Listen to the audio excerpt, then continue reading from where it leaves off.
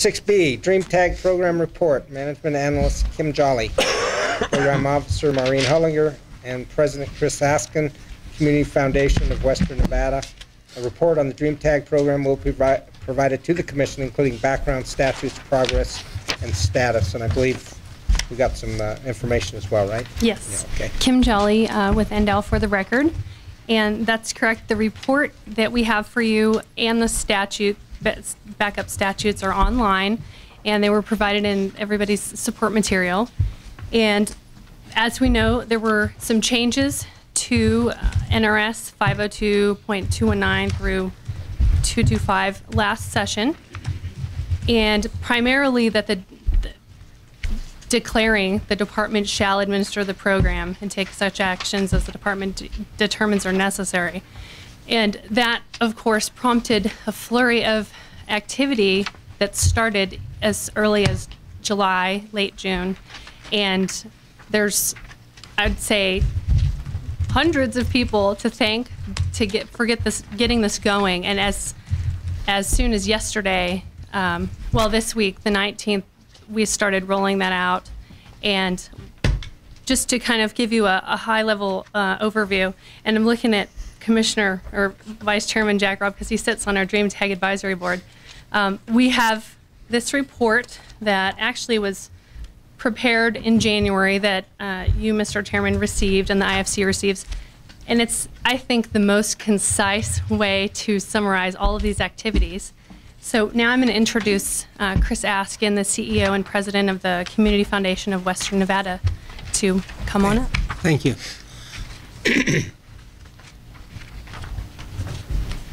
Well, Commissioner Macbeth, Chairman Macbeth, and Commissioners, can you hear me? Is that good enough? Okay, very glad to be here. Chris Askin, President and CEO of the Community Foundation of Western Nevada. Just a quick overview of the foundation. We have 240 charitable funds. Each fund is really for a specific purpose. Some are much more general and some are quite specific. This Dream Tags Advisory Board Fund becomes one of the 240. So it's very specialized. In 2011, the general activities of the foundation were that we received about $27 million in charitable gifts in, and we made about $10 million in grants out. And current assets under management are around $62 million. We're very pleased to be involved with this program. Look forward to the good that it will do as the grants are initiated following this first round of raffle ticket sales. I would like to acknowledge the work of the NDAL staff. Without their strong involvement in getting this program launched, we would have never been able to have it happen so quickly. And also the members of the Dream Tags Advisory Board, who had many, many meetings, as listed in the materials in the letter you received. And we had a number of issues that needed to be addressed in fairly short order in order to launch the sales this year and not have to wait another year for the next cycle. So I'm really proud and excited to have worked with all of these individuals and pulled this off in that period of time. In the letter, there's a couple of things I wanted to mention. This letter is required for us to provide on an annual basis to report the activity of the Dream Tags program. There's certain requirements, legislative requirements of what needs to be included in that letter. While not having done any raffle ticket sales in the past and not having made any grant awards in the past, there wasn't that much activity to report. So we included the legislative requirement report items, and those were quite brief. But because it was the launch of the program this time in that letter, we included a summary of the activities of each of the meetings that we've held and what happened at those meetings. So the report is much more complete and really, I think, provides a very descriptive and thorough accounting to you of all of the issues that we had to deal with and how we dealt with those and when we dealt with those in order to launch the program. The Community Foundation of Western Nevada does conduct the meetings. We take the minutes for the meetings. Everything is publicly announced in accordance with those requirements. The most exciting piece of all is that ticket sales started Monday. Couldn't believe it actually all happened as per plan. It's kind of amazing to see that that started.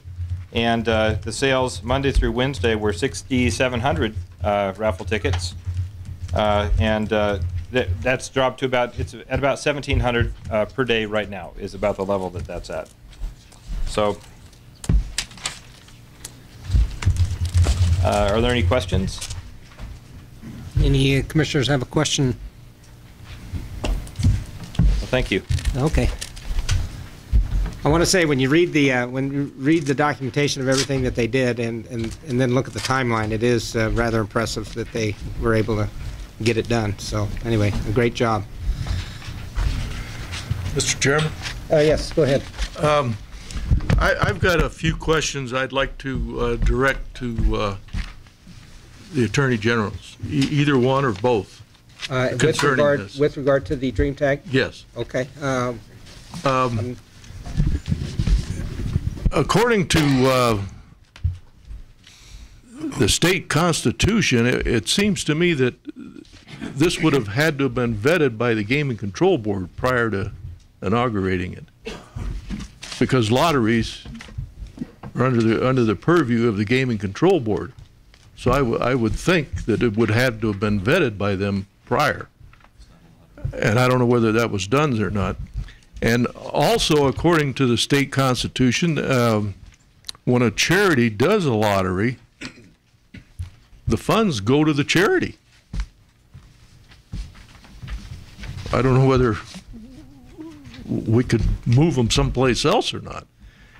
The other question I have is, it seemed to me under the Constitution that there'd be no payment to a vendor to do this. The charity's supposed to do it, and there'd be no payment to. I don't know how they're going to pay the vendor. And the other thing in the Constitution is it says that this can only be handled in the county that's performing it and the surrounding counties. In other words, if it was in Clark County, it'd be Nye County and Lincoln County, and that's it.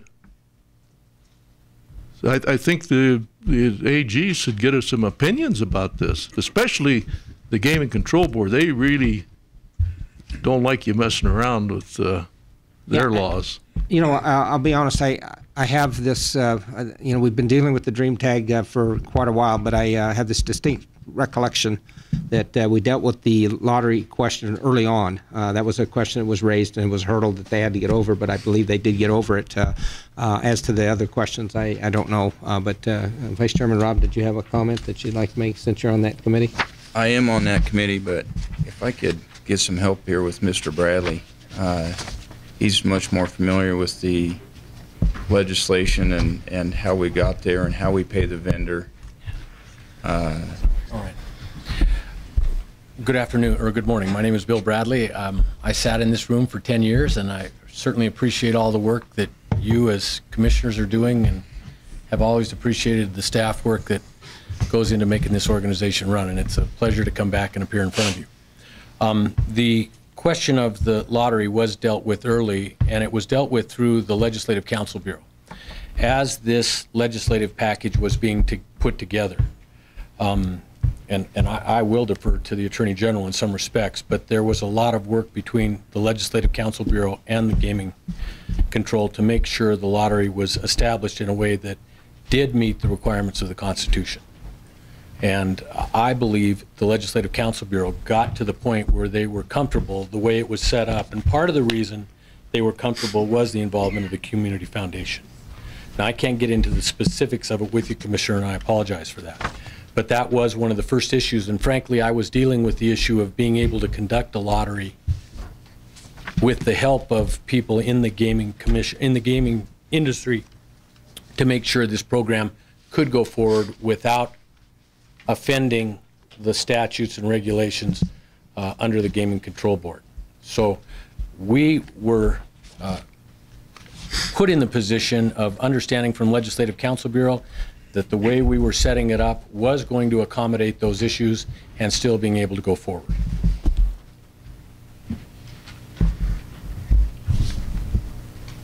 They didn't change the Constitution, though. No, sir. But if if you think about it, Gaming Control Board, and I'm not saying this antagonistically towards them or anybody else, but anybody that conducts a raffle in this state could theoretically be considered to be in violation of the raffle and lottery under the Constitution. The best I can tell you is that through the Legislative Council Bureau working with that set of regulations, they got to the point where they felt very comfortable that the program that we set up, actually the program they set up, would meet Gaming Control Board concerns, and we actually had their approval going forward. You got something from gaming? LCB did. Oh. LCB did. And quite frankly, when the legislation passed, at that point, we were led to believe everything is in place. Now get this program up and running as quickly as you can. I think the commission should be able to see that documentation. That's. Hey, can you? There was another question they had. Can you go into selection and payment of the vendor? I'm going to defer that to Chris Askin, because that's really Sure. where that takes place. All right, Mr. Chairman, before we move on, could Bill, there were legislators involved as part of this process, is that right? Through the LCB, and that's how it was facilitated and initiated? Correct. All right, the vendor was provided for in the legislation that was adopted. The vendor was to be recommended through NDOW, and then the vendor agreement was to be put in place between the Community Foundation and the vendor. We followed all of those requirements strictly. The vendor is paid not from the Community Foundation or from the proceeds of the ticket sales, but the vendor is paid the same way the vendor is paid on any transaction, which is a convenience fee. The same way if you go on to Ticketmaster and you buy a ticket, you pay a little convenience fee, or the same way people currently buying other items, other tags. I'm not familiar with the regular tag draw, but there's a convenience fee when you purchase these things online, and that is how the vendor is compensated. And as you know, Commissioner, I'm sure you know, our vendor is Mr. Sefton and his company, and we're very, very pleased with where he's gotten us so far. There was a little glitch this week when the DreamTag site went down for a little bit, and everybody was yelling at Don to get it rolling. And Don sent out an email that said, please give me a little patience, but we're back up and going strong now. So we're very excited about the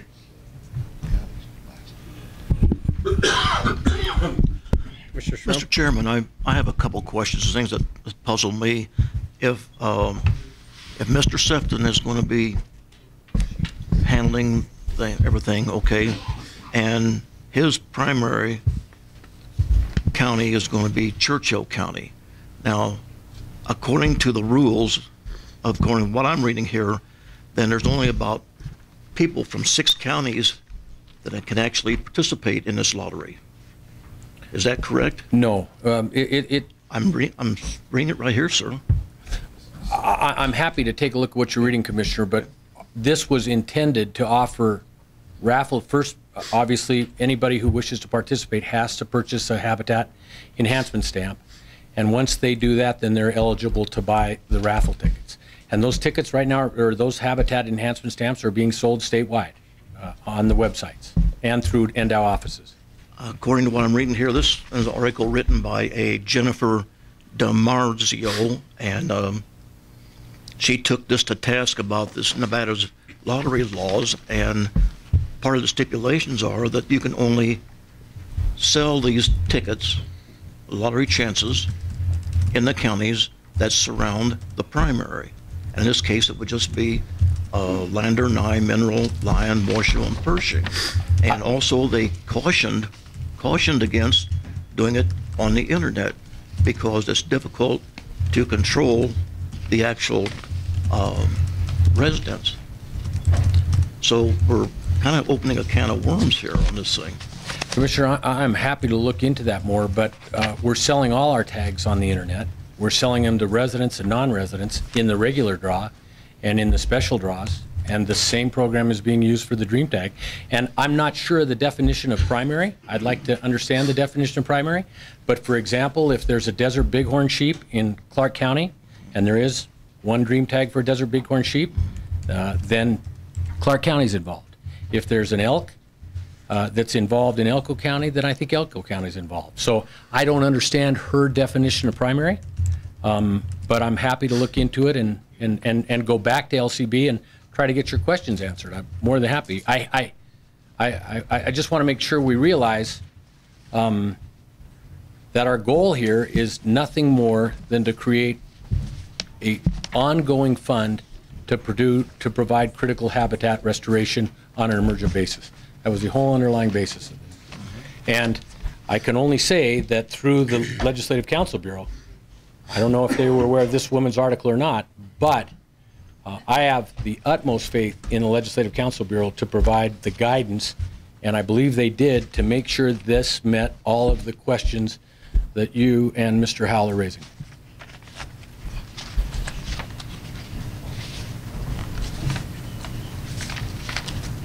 Would you have time to meet with this later, and I'll show this to you? Because these are serious questions, and we need to iron this out before we get started with this, and then be faced with a lawsuit on down the road, and just come back to haunt us. Of course I would, Commissioner. What I would like to do, though, is because I'm relying on what LCB did. I wasn't the lawyer to this.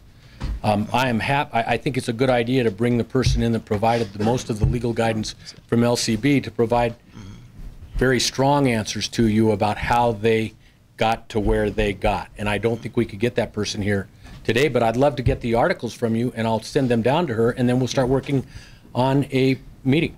That'd be fine. Yeah. My pleasure. And the other thing that there was an application made to the Gaming Control Board, is that correct? I'm not going to say there was an application made, sir. I'm going to say that the statutes were created in such a way, and the program was created in such a way that LCB felt that they were meeting any of the requirements that Gaming Control Board had.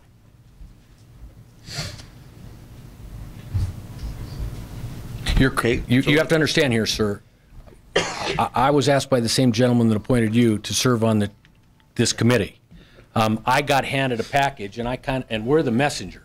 Okay. And we'll get the input from the people underneath this who actually set up the program in the legislature. Okay. So can you assure me that the Gaming Control Board is aware of the Dream Tag program and what we're going forward with? I believe I can. I have not had any direct conversations with Gaming Control Board, but in the development of this legislation, I was under the impression that as they created this program, it was being done with the knowledge of the concerns about lotteries in Nevada and Gaming Control's concern about them, and it was done in such a way to address those concerns. But I have not had any conversations with the Gaming Control Board.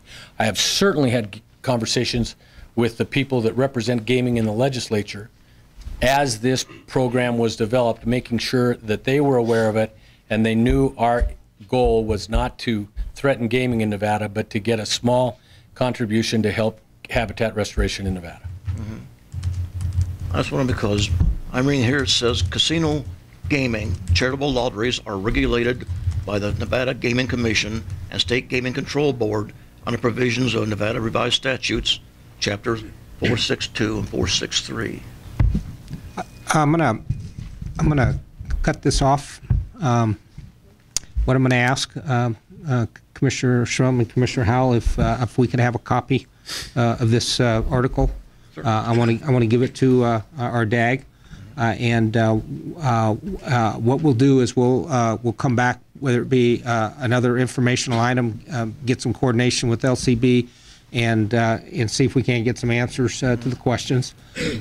But this being an informational item, the idea was to give information on the program and not to go down this trail and start discussion on the legality of it. I think we're going beyond our agenda item, and it isn't an action item, so we can't do anything anyway. And so let's go ahead and you give that, get us a copy of that. We'll get it to our DAG, and then we'll do something. We'll work with Mr. Bradley to get the LCB, maybe in line, and we'll, figure out a way to present, this specific issue to the commission.